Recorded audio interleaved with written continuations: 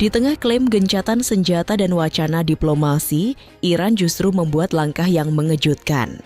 Otoritas Teheran dilaporkan menyita kapal tanker Ocean Koi, kapal yang membawa minyak Iran sendiri, karena khawatir muatannya akan dicegat lebih dulu oleh armada Amerika di sekitar Selat Hormuz dan Teluk Oman. Ironisnya, kurang dari 48 jam sebelumnya, Donald Trump tampil di depan media dan mengumumkan bahwa pasukan Amerika akan mulai mundur dari Selat Hormuz. Tujuannya disebut untuk membuka peluang negosiasi dan membujuk Iran kembali ke meja perundingan. Namun fakta di lapangan berkata lain. Selama pernyataan damai disampaikan ke publik, aksi saling serang dan perebutan tanker masih berlangsung di laut.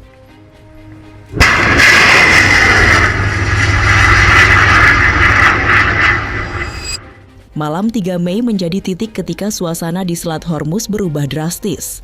Saat banyak pihak mengira ketegangan mulai menurun, Donald Trump justru muncul dengan pengumuman mengejutkan. Washington meluncurkan operasi militer berskala besar bernama Project Freedom dengan alasan menjaga jalur perdagangan global dan memastikan kapal-kapal dagang tetap bisa melintas aman di Hormuz. Amerika mengerahkan kekuatan besar, belasan ribu personel, puluhan hingga ratusan aset udara, serta destroyer kelas Arleigh Burke yang mulai bergerak mendekati kawasan. Trump menyebut operasi ini sebagai bukti bahwa Amerika masih memegang kendali atas jalur energi paling penting di dunia. Tetapi di mata Iran itu dianggap sebagai provokasi langsung. Tak lama setelah armada bergerak, situasi langsung memanas. IRGC mengklaim kapal perang Amerika memasuki wilayah sensitif dan mengabaikan komunikasi radio dari pasukan Iran. Mereka kemudian menyebut telah meluncurkan aksi balasan sebagai peringatan keras. Namun versi Washington berbeda total. CENTCOM mengatakan tidak ada kapal AS yang terkena serangan, dan justru helikopter Apache mereka menghancurkan 6 speedboat Iran di sekitar selat. Di tengah simpang siur klaim itu, dampak konflik langsung terasa ke pasar global. Kapal kargo Korea Selatan HMM Namu dilaporkan terbakar di area Teluk, sementara harga minyak dunia melonjak tajam hingga melewati $110 per barel. Yang paling mengkhawatirkan, gencatan senjata 4 minggu yang sebelumnya terlihat stabil, kini mulai runtuh perlahan. Dan pertanyaan besarnya sekarang, apakah ini hanya insiden terbatas atau awal dari bentrokan yang jauh lebih besar di Hormuz?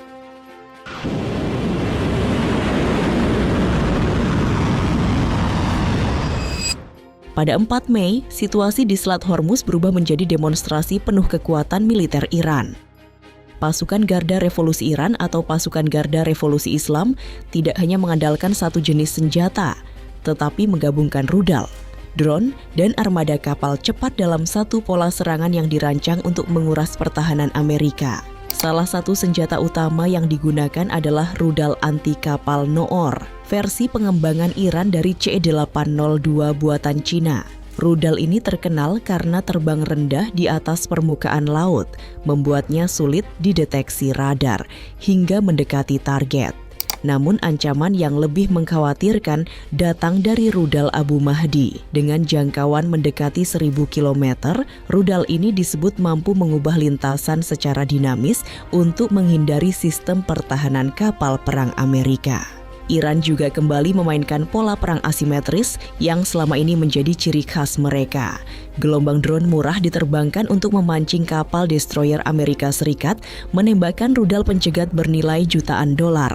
Strateginya sederhana, membuat lawan menghabiskan stok dan biaya jauh lebih besar dibanding nilai ancaman yang datang. Selain rudal dan drone, IRGC mengerahkan speedboat Haidar 110, kapal cepat bersenjata yang menjadi simbol taktik hit and run Iran di Teluk. Dengan kecepatan lebih dari 200 km per jam, kapal ini mampu muncul tiba-tiba, meluncurkan rudal Nasr 1, lalu menghilang sebelum sempat dibalas. Jumlah armada serupa yang dimiliki Iran diperkirakan mencapai ribuan unit, membuat kehilangan beberapa kapal nyaris tidak berpengaruh terhadap kemampuan tempur mereka.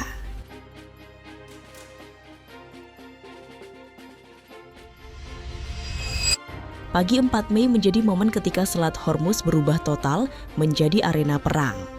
Suara radio darurat mulai terdengar di jalur pelayaran internasional. Pasukan Garda Revolusi Islam mengumumkan bahwa Iran menetapkan zona keamanan baru di sekitar selat. Pesannya singkat tapi mengancam. Kapal manapun yang masuk tanpa izin Tehran akan diperlakukan sebagai target. Namun armada Amerika tetap bergerak. Sekitar pukul 8 pagi, USS Mason dan USS Trostun mulai mengawal kapal-kapal dagang menuju jalur utama Hormuz. Perintah Donald Trump jelas, jangan mundur. Di saat bersamaan radar Aegis milik destroyer AS mulai mendeteksi aktivitas besar dari Pulau Qasem, wilayah yang dikenal sebagai basis rudal dan drone Iran. 2 jam kemudian, langit Hormuz pecah. 6 rudal anti kapal meluncur hampir bersamaan ke arah armada Amerika.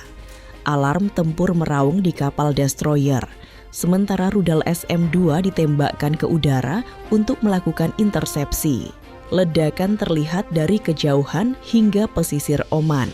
Washington mengklaim semua ancaman berhasil dihancurkan. Tetapi di media lokal mulai muncul laporan tentang asap hitam di laut, jauh dari lokasi yang diumumkan CENTCOM. Ketika dunia masih sibuk mencari tahu siapa yang sebenarnya terkena serangan, Iran membuka babak berikutnya. Menjelang siang, puluhan speedboat IRGC keluar mendadak dari celah-celah pantai Hormuz. Mereka bergerak cepat, memecah formasi, lalu mendekati kapal dagang dari berbagai arah. Taktiknya sederhana, membanjiri pertahanan Amerika dengan target kecil berkecepatan tinggi. Amerika merespons dengan Apache. Helikopter tempur AH-64 mulai memburu speedboat Iran menggunakan rudal Hellfire dan meriam 30 mm. Dalam beberapa menit, sejumlah kapal Iran dihancurkan di permukaan laut. Tetapi Tehran tidak berhenti di Hormuz saja. Sore harinya, rudal balistik dan drone mulai menghantam wilayah industri Uni Emirat Arab sebagai peringatan bagi negara-negara Teluk yang membantu operasi Washington.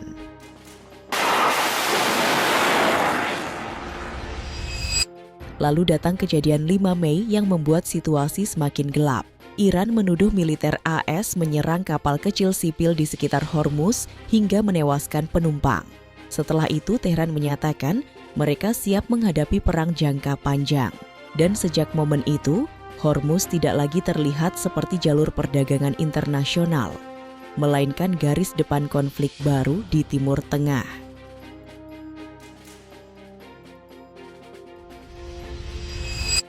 Kalau melihat peta, Selat Hormuz sebenarnya tampak seperti jalur laut biasa. Namun justru disitulah bahayanya. Pada titik tersempit, lebarnya hanya sekitar 33 km, membuat kapal-kapal tanker raksasa harus melewati koridor sempit yang sangat mudah diawasi dan dikunci dari daratan. Dan Iran berada tepat di posisi paling menguntungkan. Tehran mengendalikan pantai utara Hormuz, sekaligus 3 pulau strategis. Abu Musa, Tun Besar, dan Tun Kecil. Dari kawasan berbukit di sekitar pesisir inilah Iran diyakini menempatkan jaringan rudal anti kapal, radar drone, hingga fasilitas bawah tanah yang sulit dihancurkan. Strategi mereka dikenal sebagai layered denial, yakni menciptakan banyak lapisan ancaman sekaligus agar musuh kesulitan bergerak bebas. Metodenya beragam. Speedboat cepat digunakan untuk mengganggu kapal perang, rudal dan drone dipakai menekan armada dari jarak jauh. Sementara ranjau laut menjadi ancaman tersembunyi yang bisa melumpuhkan jalur pelayaran kapan saja. Iran juga disebut aktif memakai spoofing satelit dan jamming GNSS untuk mengacaukan navigasi kapal di kawasan. Efeknya bukan cuma militer. Begitu situasi memanas, biaya asuransi kapal langsung melonjak dan banyak operator mulai menghindari Hormuz.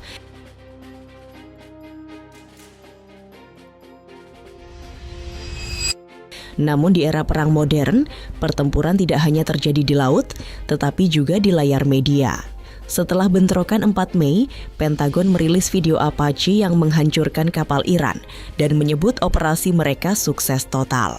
Tetapi pertanyaan muncul ketika kapal kargo Korea Selatan HMM Namu justru terbakar di dekat lokasi konflik.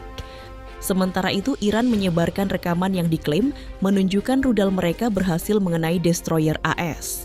Dan yang paling mengejutkan, Presiden Iran sendiri sempat mengkritik serangan ke UEA sebagai tindakan tidak bertanggung jawab, memunculkan dugaan bahwa IRGC mulai bergerak jauh lebih agresif dibanding garis resmi pemerintah Tehran.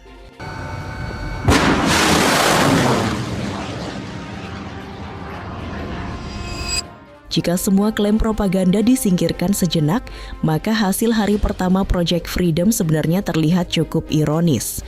Amerika memang berhasil mengawal 2 kapal melewati Selat Hormuz, tetapi harga yang dibayar untuk itu sangat besar.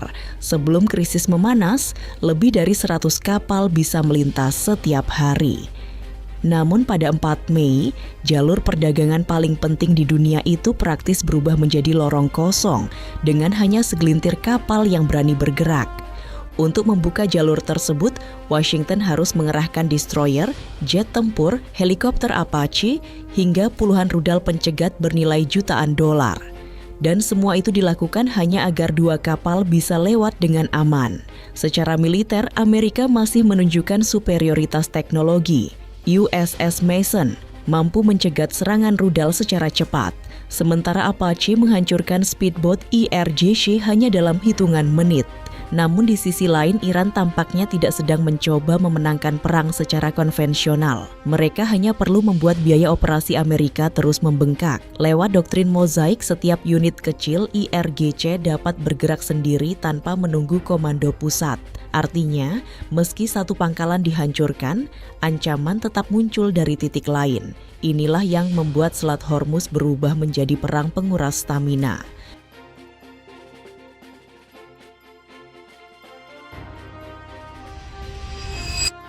Menariknya, beberapa hari setelah operasi diumumkan, nada Washington mulai berubah.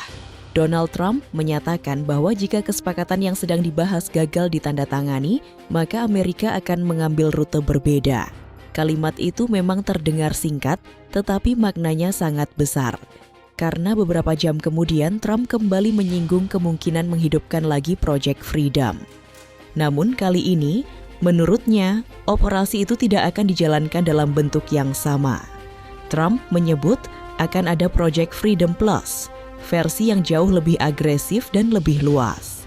Ia memberi isyarat bahwa operasi berikutnya tidak hanya berfokus pada pengawalan kapal dagang di Selat Hormuz, tetapi juga mencakup pengetatan blokade laut, perluasan zona operasi udara, hingga langkah yang disebutnya sebagai pengamanan penuh jalur energi global.